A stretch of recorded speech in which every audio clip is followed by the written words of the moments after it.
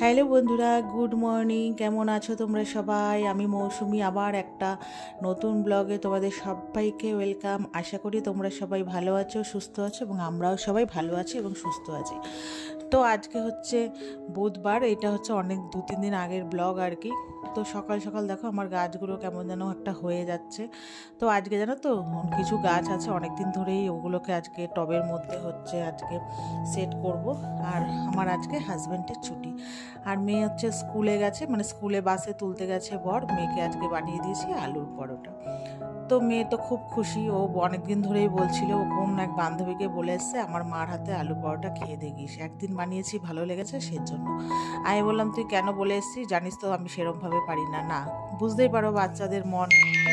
তো যাই হোক বন্ধুরা, তো আমার হাজব্যান্ড গেছে বাজারে। তো এই যে দেখো মেয়েকে আলুর পরোটা করে দেওয়ার পর জায়গাটা মেসি হয়েছিল, পুরো ঠিকঠাক করে পরিষ্কার করে নিয়েছি। এবার হাজব্যান্ড আসলে বানাবো। তো সব রেডি সেডি করে দিয়েছি। এই যে আর অর্ধেক মেয়ের জন্য রেখেছিলাম অর্ধেক, মেয়েকে আড়াইখান দিয়েছি, সব বান্ধবীরা মিলে আর কি খাবে। তো বর বাজার থেকে চলে এসছে, আসার পরে দেখো এই যে মাছ নিয়ে এসছে 4 রকমের, ইলিশ মাছ, চিংড়ি মাছ, আমুদি মাছ আর হচ্ছে কাচকি মাছ। তো আমি ইলিশ মাছ তো আমার ফেভারিট। আর কিছু সবজি এনেছে, শাক, লতি, টমেটো, আলু, পেঁয়াজ এইসব। আর এই যে দেখেছো আলুর পরোটা এখন বানাবো। তো হাজব্যান্ডকে বললাম তুমি হাত পা ধুয়ে নাও, আমি গরম গরম বানাচ্ছি তো খাবে। আর এই জায়গাটা এরকম মানে গুঁড়ো আটা পড়েছে, মানে ময়দা আর কি, কিছু মনে করো না। তো যাই হোক, আমি না খুব একটা আলুর পরোটা বানাতে পারি না। এই যে দেখো আজকে অনেক প্রসেসিং করে বানাচ্ছি, তাও আলুগুলো পুরগুলো বেরিয়েই যাচ্ছে, কেন জানি না। এর আগের দিন বেশ ভালোই হয়েছিল, যদি আগের ভিডিও দেখে থাকো বা আমি যদি দিয়ে থাকি তো তোমরা দেখতেই পাবে। তো যাই হোক, হাজব্যান্ডকে আলুর পরোটা ভেজে দিলাম। আর আজকে জানো তো আমি খাইনি, আমার না কদিন ধরে ভীষণ জ্বর যাচ্ছে আসছে, কেন জানি না। তো আমার মুখে একটুও স্বাদ নেই, আর আমি আলুর পরোটা ছুঁয়েও দেখিনি। আর আজকে এখনও সকাল থেকে কিচ্ছু খাইনি, খালি ওই ডিটক্স ওয়াটার নানান রকম কিছু আমি বানাইয়ে খাচ্ছি আর কি। তো সেটাই। তো বর এনেছে এখানে কলমি শাক, তো 2 আঁটি এনেছে, আজকে 1 আঁটি আর কি রান্না করব। তো হাজব্যান্ডকে কুচিয়ে দিয়েছি। তো আমি ওইদিকে না ইলিশ মাছটা ধোবো বলে হাজব্যান্ডকে বলেছি আমি পেঁয়াজটা মানে তেলের মধ্যে দিয়ে শাকটা একটু নাড়াচাড়া করো। তো তো আমি পেঁয়াজটা প্রথমে মানে ফোড়ন হিসাবে দিয়েছি, তো শাকটা দিয়ে ও নাড়াচাড়া করছে। আর আমাকে এই যে এদিকে দেখো পোস্ত আর শুকনো লঙ্কা, তারপরে হচ্ছে তিল, দই, আর হচ্ছে তোমার ওই কালো সর্ষে, সাদা সর্ষে হাজব্যান্ড বেটে দিয়েছে। আর আজকে করবো ইলিশ মাছে তোমার হচ্ছে সর্ষে।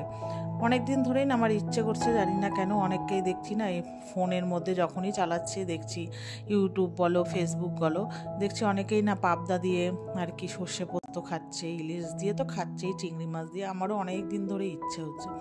আমি সচরাচর ইলিশ মাছটা না কেন বলো তো কোনো কিছুই সর্ষেটা দিয়ে খেতে চাই না, মিক্সিতে কেন জানি না তেতো হয়ে যায়। তো সেই কারণে না আমি না রান্না করার একটু সাহস পাই না। এর আগে একদিন করেছিলাম, পুরো মানে তরকারিটা আমি খেতেই পারি না। আর আমার হাজব্যান্ডের খুব প্রিয়, মানে সর্ষের কোনো রকম মানে কোনো কিছু দিয়ে রান্না করলে খুব ভালোবাসে। তো সেই কারণে আমারও আজকে ইচ্ছে করেছিল। তো যাই হোক, ঠাকুরের ইচ্ছে আজকে একদম তেতো হয়নি, খুবই টেস্টি হয়েছিল। ফার্স্ট টাইম যে আমি এরকম বাম্পার রান্না করব আমি নিজেও ভাবতে পারিনি। আর কি কারণ বলো তো, সাদা সর্ষেটা বেশি দিয়েছি, পোস্ত, দই, তারপরে তোমার হচ্ছে তিল আর কালো সর্ষেটা একটু কম দিয়েছি, জানি যদি বাই চান্স তেতো হয়ে যায়। তো সেই জন্য কেন হয় একটু জানিও তো আমার মিক্সিতে বাটলে। নুন দিয়েছি তাও। তো যাই হোক, ওখানে সর্ষে দিয়ে চিংড়ি মাছ ইলিশ মাছটা হয়ে গেছে। আর হাজবেন্ড তো দেখলেই শাক করছিল। তারপরে ওইদিকে হচ্ছে আমি একটু বললাম না শরীরটা জ্বর জ্বর, তো একটু আমুদি মাছের টক করব আর আমুদি মাছের চচ্চড়ি। আজকে 4 রকম রান্না হচ্ছে, খেতে পারবো কিনা জানি না, রান্না তো করে ইচ্ছে হয়েছে।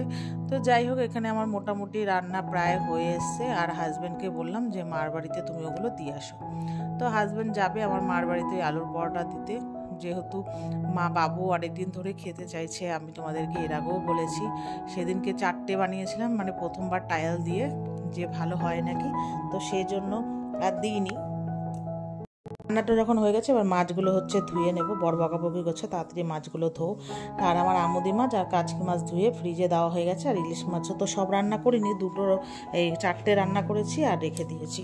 এবার এই চিংড়ি মাছটা হচ্ছে বেছে কুচে রাখবো, কিছুটা মাথাও রাখবো। একদিন ইচ্ছে আছে ওই মাথার দিয়ে একটু চিংড়ি মাছ দিয়ে হচ্ছে লতি করব।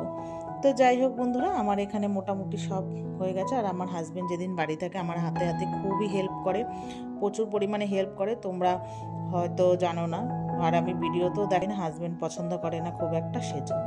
আর ওদিকে শসা লেবু কেটে নিয়েছি। তো চলো আমার রান্না কমপ্লিট। কি কি রান্না করলাম দেখাই। শসা লেবু তো দেখলেই, এই যে আমোদি মাছের চচ্চড়ি, টক, আর হচ্ছে এই যে শাক, কলমি শাক 1 বাটি হয়েছে। তো যাই হোক, আর এখানে হচ্ছে ইলিশ মাছ দিয়ে পোস্ত দিয়ে সর্ষে দিয়ে ঝাল। তো দেখলেই তো। আর ভাতটা যখন স্নান টান করে আসবো তখন করব। আর একটু চা করলাম। আর চলো, আর কি, এই তো সারাদিনের ব্লগ শেয়ার করলাম। টাটা।